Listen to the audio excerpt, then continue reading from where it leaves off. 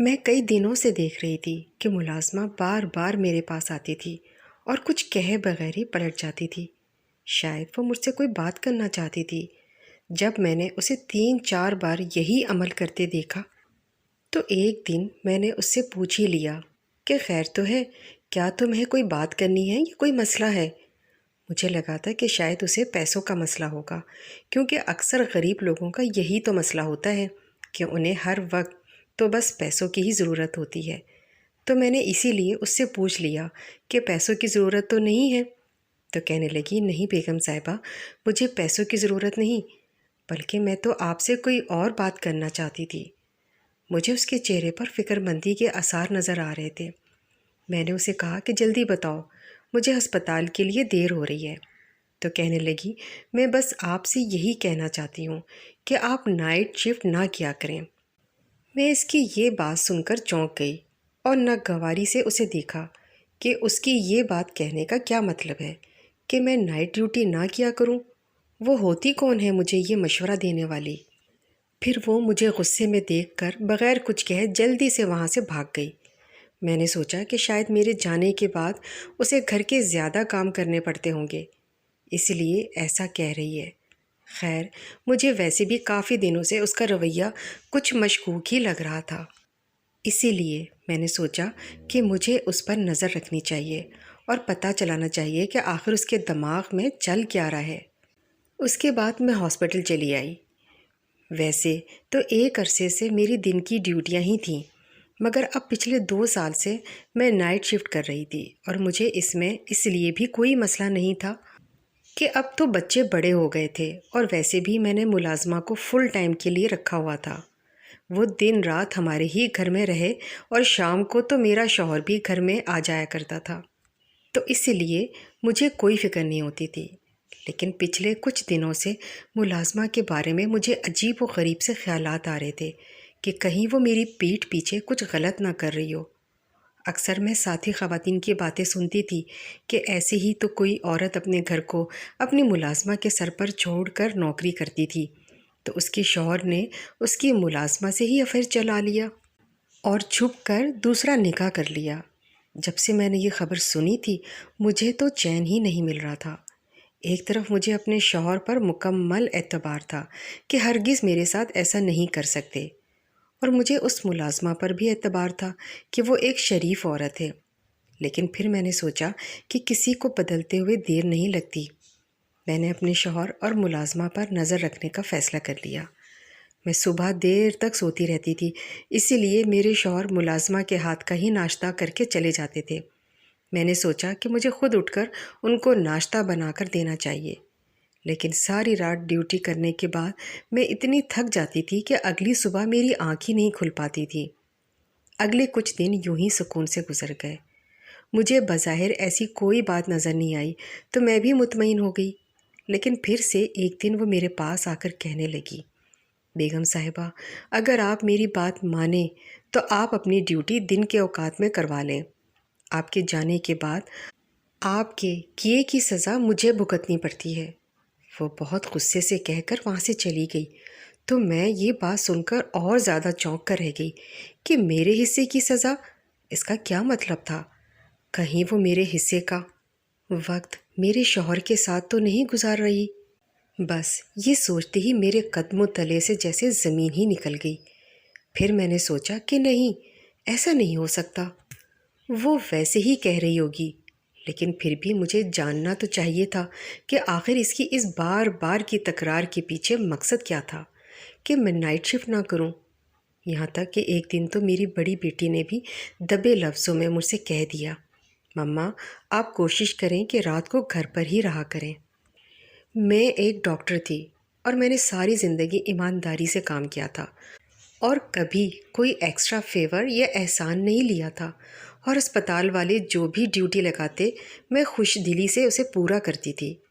ابھی بھی night shift کے لیے میں نے 2 سال کی بات کر رکھی تھی کہ میں 2 سال تک مزید ڈیوٹی کر لوں گی، اور اب ایسے اچانک سے میں چھوڑ کر نہیں جا سکتی تھی۔ اسی لیے میں نے سوچا کہ مجھے کچھ نہ کچھ تو کرنا ہی ہوگا۔ میری ملازمہ کا نام رانی تھا، اور وہ پچھلے 1 سال سے میرے گھر پر نوکری کر رہی تھی۔ اور اس سارے عرصے کے دوران نہ تو اسے مجھ سے کوئی شکایت ہوئی تھی اور نہ ہی مجھے اس سے۔ وہ ایک بیوہ عورت تھی جس کے 2 بچے تھے جن کو پالنے کی خاطر وہ میرے گھر پر نوکری کرتی تھی۔ میں نے اسے ملازمت کے پہلے دن سے ہی کہہ دیا تھا کہ تمہیں یہاں پر ہی رہنا ہوگا۔ اس کے بچے اس کے ماں باپ پالتے تھے اور وہ گاؤں میں رہتے تھے اور وہ اکیلی ہی ہمارے گھر پر رہتی تھی۔ میں نے اس سے کئی بار کہا تھا کہ اگر تم چاہو تو اپنے بچوں کو بھی یہاں پر بلا سکتی ہو، جہاں تم رہتی ہو وہاں بھی وہ رہ لیں گے، مگر جانے کیا بات تھی کہ وہ منع ہی کر دیا کرتی تھی۔ اور پھر اس کے ساتھ بہت اچھا وقت گزر رہا تھا۔ اس نے آج تک کبھی کسی کو شکایت کا موقع نہیں دیا تھا، لیکن اب پچھلے کئی دنوں سے میں دیکھ رہی تھی کہ اس کا برتاؤ عجیب سا ہو گیا تھا۔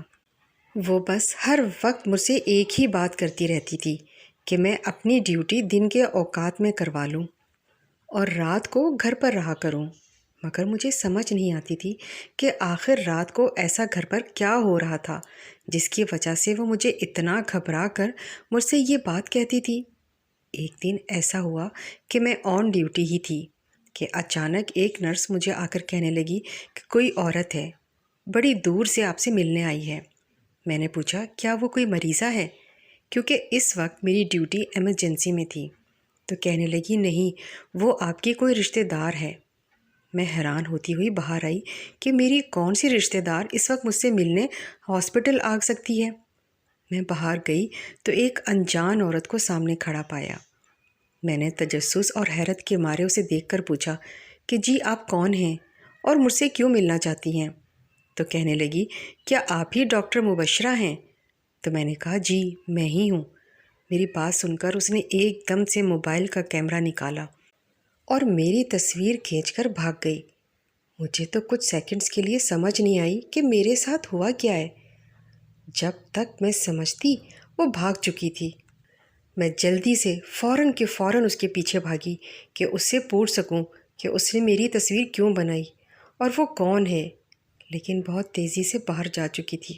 میں پریشان ہوتی ہوئی واپس آ گئی اور سوچنے لگی یا خدا یہ میرے ساتھ کیا معاملات چل رہے ہیں، کون تھی یہ عورت اور یہاں کس مقصد کے تحت آئی تھی۔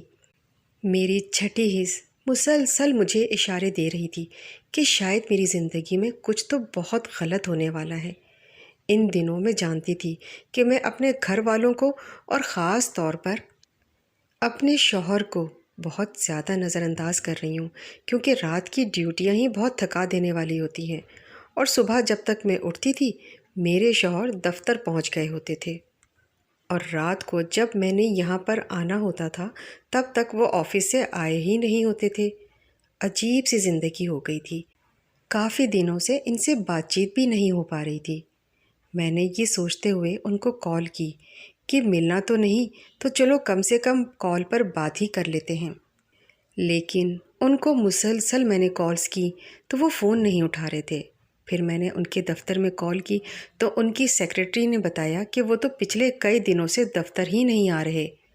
مجھے تو اس بارے میں خبر ہی نہیں تھی کہ وہ دفتر جا بھی رہے ہیں یا نہیں، لیکن پریشانی والی بات تو یہ تھی کہ وہ روزانہ گھر سے دفتر کے لیے نکلتے تھے، پھر ایسے کیسے وہ کہیں جا سکتے ہیں۔ پھر اگلے دن میں نے سوچا کہ میں آج چھٹی کر لیتی ہوں۔ جب میں نے یہ بات گھر میں سب کو بتائی تو سب بہت خوش ہوئے، خاص طور پر میری ملازمہ کے چہرے پر تو میں نے واضح طور پر خوشی کے تاثرات دیکھے، اور اسی رات میں نے اسے فون پر کسی سے بات کرتے بھی سنا۔ وہ کسی کو بتا رہی تھی میڈم صاحبہ گھر پر ہی ہیں، شکر ہے کہ آج میری جان چھٹ گئی، ورنہ تو ان کے حصے کی سزا بھگتتے بھگتتے شاید میرا دم ہی نکل جاتا۔ جب میں اس کے قریب گئی تو اس نے جلدی سے گھبرا کر فون بند کر دیا، اور جب میں نے اس سے پوچھا کہ کس سے بات کر رہی ہو تو کہنے لگی کہ کسی سے نہیں، اماں سے اپنے بچوں کا بس حال چال ہی پوچھ رہی تھی۔ مجھے اب رانی کے بارے میں شک ہو چکا تھا کہ یہ کوئی تو کھچڑی ضرور پکا رہی ہے، یا تو یہ مجھ سے کوئی بڑی بات چھپا رہی ہے یا پھر یہی کسی غلط کام میں ملوث ہو رہی ہے۔ میں نے سوچا تھا کہ آج گھر پر رہ کر دیکھ ہی لیتی ہوں کہ آخر یہاں پر ایسا کیا ہوتا ہے، لیکن مجھے تو کچھ بھی ایسا ویسا محسوس ہی نہیں ہوا۔ سب لوگ بہت آرام سے سو رہے تھے۔ میرا شوہر میری چھٹی کرنے پر بہت خوش تھا۔ کہنے لگا کہ کتنا عرصہ ہو گیا ہے، ہمیں وقت گزارنے کا موقع ہی نہیں ملا۔ میں سوچنے لگی کہ کیا یہ واقعی خوش ہے یا خوش رہنے کا ناٹک کر رہا ہے، یا کہیں ایسا تو نہیں کہ میرے گھر سے جاتے کے بعد اس کا اور ملازمہ کا کچھ سین چلتا ہو۔ اس لیے وہ مجھے کہتی تھی کہ آپ گھر پر ہی رہا کریں۔ میری 2 بیٹیاں اور ایک بیٹا تھا۔ بڑی بیٹی تو یونیورسٹی میں تھی، جبکہ چھوٹی بیٹی کالج میں پڑھتی تھی۔ بیٹا سب سے چھوٹا تھا اور وہ اسکول جاتا تھا۔ اس گھر میں بس یہی افراد تھے، اور میرا خیال تھا کہ اتنے سارے افراد کے لیے صرف ایک ہی ملازمہ کافی ہے۔ اسی لیے میں نے کبھی رانی کے علاوہ کسی اور کو رکھنے کے بارے میں سوچا ہی نہیں، اور اگر 1-2 بار میں نے اپنے گھر والوں سے پوچھا بھی کہ کوئی اور ملازمہ رکھ دوں، تو سب نے رانی کی بہت تعریف کرتے ہوئے کہا تھا کہ اس کے ہوتے ہوئے انہیں کوئی پریشانی نہیں، تو کیا ضرورت ہے کوئی اور ملازمہ رکھنے کی۔ تو میں بھی مطمئن ہو گئی۔ لیکن میں دیکھ رہی تھی آج کل رانی اور بچے دونوں ہی ایک دوسرے سے کھچے کھچے سے نظر آتے ہیں۔ شاید وہ اب ان کا اچھے سے خیال نہیں کرتی تھی، یا کوئی اور بات تھی۔ میں نے گھر پر رہ کر دیکھ لیا تھا کہ کچھ بھی نہیں تھا۔ جانے یہ رانی کے ڈرامے کب ختم ہونے تھے۔ میں نے یہی سوچا اور اگلے دن دوبارہ سے اپنی نائٹ ڈیوٹی سٹارٹ کر لی۔ اور پھر 2 دن کے بعد کی ہی بات تھی۔ میں صبح جلدی اٹھ گئی تھی کیونکہ شام میں مجھے اپنی ایک دوست کی برتھ ڈے پارٹی میں جانا تھا، تو میں نے سوچا کہ اس کے لیے کوئی اچھا سا گفٹ لے آتی ہوں۔ میں یہی سوچ کر بازار گئی۔ وہاں مجھے ایک جگہ پر رکنا پڑا کیونکہ سامنے کے منظر نے تو مجھے ساکت ہی کر دیا تھا۔ میں اس عورت کو کیسے بھول سکتی تھی؟ اتنے دن گزر جانے کے باوجود اس کا چہرہ میرے ذہن میں نقش تھا۔ وہ وہی عورت تھی جس نے اس دن میری تصویر کھینچی تھی اور پھر بھاگ گئی تھی۔ وہی اس وقت میرے شوہر کے ساتھ کھڑی باتیں کر رہی تھی۔ پھر میں نے دیکھا کہ میرے شوہر نے اپنی جیب سے کچھ پیسے نکال کر عورت کو دیے اور خود وہاں سے چلے گئے۔ میرا تو سر چکرا کر رہ گیا کہ یہ عورت کون ہے، اور اس کا میرے شوہر کے ساتھ آخر ایسا کیا تعلق ہے۔ مجھے بار بار ایسا لگ رہا تھا کہ شاید میں نے اس عورت کو پہلے بھی دیکھ رکھا ہے، لیکن مجھے ذہن میں نہیں آ رہا تھا کہ اس سے پہلے میں نے اسے کہاں دیکھا ہے۔ میں نے سوچا کہ میں ابھی اس کے پاس جا کر پوچھ لیتی ہوں، لیکن اس سے پہلے کہ میں اس کی طرف بڑھتی، میں نے اسے کسی اور عورت کے ساتھ ملتے ہوئے دیکھا، اور وہ عورت کوئی اور نہیں بلکہ میری ملازمہ رانی تھی۔ اس سے پہلے والی عورت نے جو پیسے میرے شوہر سے لیے تھے، اس میں سے آدھے اس نے رانی کو دے دیے، اور وہ دونوں ایک دوسرے سے ہاتھ ملاتی ہوئی وہاں سے روانہ ہو گئیں۔ یہ سب دیکھ کر مجھے تو پکا اندازہ ہو گیا تھا کہ ضرور میرے خلاف کوئی گہری سازش کی جا رہی تھی، اور اس سازش میں میرا شوہر اور میری ملازمہ شامل تھے، اور میں نے فیصلہ کر لیا تھا کہ آج میں ان دونوں کو رنگے ہاتھوں پکڑ کر ہی رہوں گی۔ رات کو جب میں نائٹ ڈیوٹی کے لیے جانے لگی تو اس وقت تک میرے شوہر بھی گھر آ چکے تھے، اور مجھے کہنے لگے کہ میں بھی تمہارے ساتھ ہی نکلتا ہوں، مجھے ایک ضروری کام سے باہر جانا ہے۔ میں پریشان ہو گئی کہ اگر یہ بھی گھر سے باہر رہیں گی تو پھر میں انہیں رنگے ہاتھوں کیسے پکڑوں گی۔ لیکن پھر میں نے سوچا کہ چلو کوئی نہیں، آج نہیں تو پھر کسی اور دن میں حقیقت معلوم کر کے ہی رہوں گی۔ ہسپتال میں بھی اپنے خیالوں میں ہی کھوئی رہی۔ سوچ سوچ کر میرا دماغ پھٹنے لگا اور میری طبیعت خراب ہونے لگی۔ سرجن ڈاکٹر راؤنڈ پر آئے تو میری خراب طبیعت دیکھ کر کہنے لگے کہ میرا نہیں خیال کہ آپ رات بھر ڈیوٹی دے سکیں گی، آپ کو گھر چلے جانا چاہیے۔ مجھے بھی یہی لگ رہا تھا، اگر میں مزید یہاں کچھ دیر رہی تو شاید میں بے ہوشی ہو جاؤں۔ میں نے اپنی جگہ کسی دوسری ڈاکٹر کو ڈیوٹی دی اور بغیر بتائے گھر چلی آئی۔ 8 سے پہلے میں کبھی یوں اچانک رات کے وقت گھر پر نہیں آئی تھی۔ دروازہ بند تھا۔ میں نے سوچا کہ ان لوگوں کو جگانے سے بہتر ہے میں اپنی ایکسٹرا چابی سے خود ہی دروازہ کھول لوں۔ اندر داخل ہوتے ہی مجھے اندازہ ہو گیا کہ شاید میرے شوہر ابھی تک گھر واپس نہیں لوٹے، کیونکہ ان کی گاڑی وہاں پر نہیں تھی۔ میں اپنے کمرے کی طرف بڑھنے ہی لگی تھی کہ اچانک مجھے چیخوں کی آواز سنائی دی۔ آوازیں اوپر سے آ رہی تھیں۔ میں بھاگتے ہوئے اوپر گئی تو مجھے میری بڑی بیٹی نظر آئی۔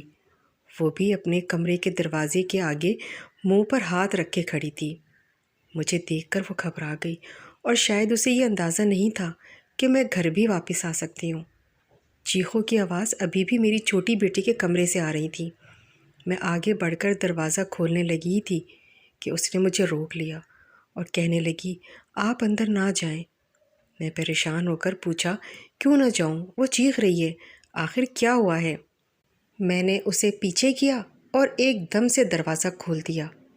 سامنے کا منظر دیکھ کر تو میری خود کی ہی چیخیں نکل گئیں، کیونکہ وہ منظر ہی ایسا تھا جس نے مجھے لرزا کر رکھ دیا تھا۔ میں نے دیکھا کہ میری چھوٹی بیٹی میری ملازمہ کو بری طرح سے پیٹ رہی تھی، اور وہ چیخوں کی آواز بھی اسی کی تھی۔ میں نے جلدی سے آگے بڑھ کر اسے ہٹایا تو وہ بھی مجھے دیکھ کر پریشان ہو گئی۔ رانی جلدی سے مجھے دیکھ کر میرے پاس آ کر پیچھے چھپ گئی اور کہنے لگی، میں اس لیے تو آپ کو کہتی تھی کہ آپ نائٹ شفٹ نہ کیا کریں، کیونکہ پھر آپ کے جانے کے بعد میرے ساتھ ایسا ہی ہوتا ہے، اور یہ 8 سے نہیں کئی دنوں سے ہو رہا ہے۔ میں نے اپنی بیٹی کو غصے سے دیکھتے ہوئے پوچھا کہ آخر تم رانی کو کیوں مار رہی ہو؟ آخر اس نے ایسا کیا کیا ہے جو تم یوں اس کو برے طریقے سے پیٹ رہی ہو؟ تو میری بیٹی نے آگے بڑھ کر مجھے بھی دھکا دے دیا اور کہنے لگی، آپ ہم ماں بیٹی کے بیچ میں مت بولیں، آپ جو بھی ہیں یہاں سے چلی جائیں۔ اس وقت مجھے اس کی حالت انتہائی غیر ہوتی ہوئی محسوس ہو رہی تھی۔ مجھے نہیں لگ رہا تھا کہ وہ اپنے ہوش و حواس میں ہے۔ دوسری طرف رانی بہت برے طریقے سے ڈری ہوئی تھی۔ اس نے اپنی بڑی بیٹی سے پوچھا کہ یہ سب کیا ہے اور کب سے ہو رہا ہے؟ تم نے مجھے بتایا کیوں نہیں؟ تو وہ کہنے لگی، آپ میرے ساتھ آئیں، میں آپ کو سب بتاتی ہوں۔ میں اپنی بیٹی کو دیکھ دیکھ کر پریشان ہو رہی تھی کہ آخر اسے ہوا کیا ہے، یہ مجھے ہی پہچاننے سے کیوں انکار کر رہی ہے۔ رانی کمرے سے نکل کر اپنے کوارٹر کی طرف یوں بھاگی کہ جیسے 1 منٹ بھی یہاں پر رہی تو کہیں وہ اسے پھر سے نہ پکڑ لے۔ میں پریشان ہوتی ہوئی بڑی بیٹی کے ساتھ اس کے کمرے میں آ گئی تو وہ کہنے لگی، یہ سب کچھ جو بھی ہو رہا ہے وہ آپ کی وجہ سے ہی ہو رہا ہے۔ رانی نے کتنی بار آپ کو کہا تھا کہ آپ نائٹ شفٹ نہ کیا کریں، اور میں نے بھی آپ کو 2-3 بار دبے لفظوں میں کہا تھا کہ آپ رات کو گھر پر رہا کریں، مگر آپ تو کچھ سننے کو تیار ہی نہیں تھی۔ اب ذرا یاد کریں، آپ نے آخری بار ہم بیٹیوں کے پاس بیٹھ کر ہمیں کب پیار کیا تھا، یا ہمارے دل کی کوئی بات سنی تھی؟ اپنی بیٹی کی یہ بات سن کر میں ایک لمحے کو چپ رہ گئی، کیونکہ وہ سچ کہہ رہی تھی۔ مجھے چونکہ بچپن سے ہی ڈاکٹر بننے کا بہت شوق تھا، اسی لیے میں نے بہت مشکلوں کے بعد اپنے اس شوق کو پورا کیا تھا۔ میرے شوہر چونکہ اچھے سے واقف تھے کہ میرے کیا شوق ہیں، اسی لیے انہوں نے شادی کے بعد بھی مجھے پڑھنے سے نہیں روکا تھا، اور بچے ہونے کے بعد انہوں نے مجھے نوکری کرنے کی بھی اجازت دے دی، اور شروع سے ہی میرے بچے نوکروں نے پالے تھے۔ میں بھی اگرچہ اپنی پوری کوشش کرتی تھی کہ اپنے بچوں کو وقت دے سکوں، لیکن ایک ڈاکٹر ہونے کے ناطے میری بہت ذمہ داریاں ہوتی تھیں، اور میرا زیادہ تر وقت ہاسپٹل میں ہی گزرتا تھا۔ لیکن اس کے باوجود میں نے ہمیشہ کوشش کی تھی کہ اپنے بچوں کی بہترین تعلیم و تربیت کروں۔ ہاں، میں انہیں زیادہ وقت نہیں دے پائی، مگر اس کا مطلب یہ تو نہیں تھا کہ میں ان پر توجہ نہیں دیتی، ان سے پیار نہیں کرتی۔ بڑی بیٹی کہنے لگی، میں نے تو جیسے تیسے اپنے آپ کو سمجھا لیا ہے، مگر ہمارے ماں باپ کے پاس ہمارے لیے وقت نہیں ہے۔ مگر چھوٹی ہے، کالج میں غلط صحبت میں پڑ گئی، اسے ماں کے پیار کی ضرورت ہوتی ہے، جو اسے نہیں ملا تو وہ دماغی بیماری کا شکار ہو گئی ہے۔ وہ اپنے اندر کی فرسٹریشن اور غصہ رانی کو مار پیٹ کر نکالتی ہے۔ اس وقت اسے لگتا ہے کہ وہ اس کی ماں ہے، اور وہ چونکہ آپ سے کبھی کوئی شکوہ نہیں کر پائی، آپ کو کچھ نہیں کہہ پائی، اس لیے وہ رانی کو اپنی ماں سمجھتے ہوئے اسے بری طرح سے پیٹتی ہے، اور اپنے اندر کا سارا غصہ اس پر نکال دیتی ہے۔ اور جب صبح ہوتی ہے تو وہ رانی سے نہ صرف معافی مانگتی ہے، بلکہ اسے بہت سارے پیسے بھی دیتی ہے تاکہ وہ اپنے آپ کو کچھ نہ بتائے۔ رانی بیچاری بھی آخر کہاں تک صبر کرتی۔ وہ آپ کو ساری بات تو نہیں بتا سکتی تھی، لیکن آپ کو یہی کہتی تھی کہ آپ گھر پر رہا کریں۔ کبھی تو وہ اس سے لاڈ اور پیار سے فرمائشیں کرتی ہے اور ساری رات اسے کھانے پکوا کر پھر اپنے ہاتھوں سے کھلانے کی فرمائش کرتی ہے، تو کبھی کچھ اور کبھی کچھ، اور وہ سب جو ایک بیٹی اپنی ماں سے چاہتی ہے۔ وہ رانی سے کہتی تھی کہ وہ اس کی ماں بننے کا ناٹک کر کے اسے وہ سب خوشیاں دے، اور جب رانی منع کرتی تو وہ اسے پیٹتی تھی۔ بیٹی کی باتیں سن کر مجھے اب سمجھ آئی کہ رانی یہ کیوں کہتی تھی کہ آپ کے حصے کی سزا مجھے بھگتنی پڑتی ہے، کیونکہ شاید وہ سارا غصہ اور فرسٹریشن میرے لیے ہی تھی جو رانی پر نکلتی تھی۔ میں تو کبھی سوچ بھی نہیں سکتی تھی کہ میرے بچوں کے ساتھ ہی یہ سب چل رہا ہوگا، لیکن میرے شوہر کا اس دن اس عورت سے ملنے کا کیا پلان تھا جس نے میری تصویر کھینچی تھی، اور یہ سب رانی کے علاوہ اور کوئی نہیں جانتا تھا۔ وہی بتا سکتی تھی۔ میں نے جا کر اس سے پوچھا تو وہ کہنے لگی، بیگم صاحبہ آپ تو میری کوئی بات ہی سننے کو تیار ہی نہیں تھی، تو میں نے آپ کی بیٹی کی جو بھی حالت تھی وہ آپ کے شوہر کو بتا دی۔ انہوں نے ایک سائیکیٹرسٹ کو ساری بات بتائی اور اسے درخواست کی کہ وہ آپ کی بیٹی کے ساتھ کچھ سیشنز کریں، اس کو ٹھیک کر دیں۔ وہ نہیں چاہتے تھے کہ آپ کو اس سارے معاملے کے بارے میں پتہ چلے اور آپ گلٹ میں مبتلا ہوں۔ وہ سائیکیٹرسٹ وہی عورت تھی۔ اس نے مجھ سے پوچھا تھا کہ آپ کہاں پر اور کس ہاسپٹل میں کام کرتی ہیں۔ میں نے چونکہ اسے صاحب کے منع کرنے کے باوجود آپ کے ہسپتال کا ایڈریس دیا تھا، تو اسی لیے اس نے اپنی جو بھی فیس صاحب سے لی تھی اس میں سے تھوڑے سے پیسے مجھے بھی دے دیے، اور اسی دن آپ نے ہمیں دیکھ لیا ہوگا، کیونکہ اس کے بعد میری اس سے ملاقات نہیں ہوئی۔ میں چھپ کر بات بھی اسی سے کرتی تھی۔ جب میری اس سائیکیٹرسٹ سے بات ہوئی اور میں نے اس سے پوچھا کہ آپ نے اس دن ہاسپٹل میں ایسی حرکت کیوں کی تھی، تو وہ کہنے لگی کہ میں بس آپ کو چونکانا چاہتی تھی اور یہ احساس دلانا چاہتی تھی کہ ہسپتال سے باہر بھی ایک دنیا ہوتی ہے، اور میری اس حرکت کے بعد کم سے کم اب مشکوک ہی ہو جاتی اور اسی بہانے اپنے گھر پر دھیان دیتی۔ میں شرمندہ ہو گئی۔ واقعی میں نے ہمیشہ ہاسپٹل اور ڈیوٹی کی وجہ سے اپنے بچوں کو اگنور کیا۔ میری چھوٹی بیٹی شروع سے ہی اپنے آپ میں مگن رہنے والی بچی تھی، اور میں نے کبھی اس پر ویسے تو توجہ نہیں دی جس کی وہ حقدار تھی، لیکن میں کیا جانتی تھی کہ اس سب کا یہ نتیجہ نکل سکتا ہے۔ اس وقت مجھے سمجھ میں آیا کہ ہم ماں باپ کو اپنے کیریئر کے پیچھے اتنا بھی پاگل نہیں ہونا چاہیے کہ اپنے بچوں کو اگنور کر دیں۔ میرے شوہر کو مجھ سے بہت محبت تھی، اس لیے وہ نہیں چاہتے تھے کہ میں احساس جرم میں مبتلا ہوں، اسی لیے وہ خود سارے معاملے کو ڈیل کرنا چاہ رہے تھے۔ مگر اب میں سمجھ گئی تھی کہ سائیکیٹرسٹ کے علاوہ مجھے بھی اپنا کردار ادا کرنا ہوگا۔ میں نے کچھ عرصے کے لیے چھٹی لے لی تاکہ اپنے گھر اور بچوں کو وقت دے سکوں، اور ہم سب نے مل کر میری چھوٹی بیٹی کو ٹھیک کر لیا، اور میں نے بھی دن کی شفٹ میں صرف کچھ گھنٹے کی ہی ڈیوٹی کرنے کا فیصلہ کیا تاکہ میرے بچے اور گھر متاثر نہ ہو سکیں۔ امید کرتی ہوں میری آج کی یہ سچی کہانی آپ کو پسند آئی ہوگی۔ ویڈیو کو لائک کر دیں اور کمنٹس کر دیں۔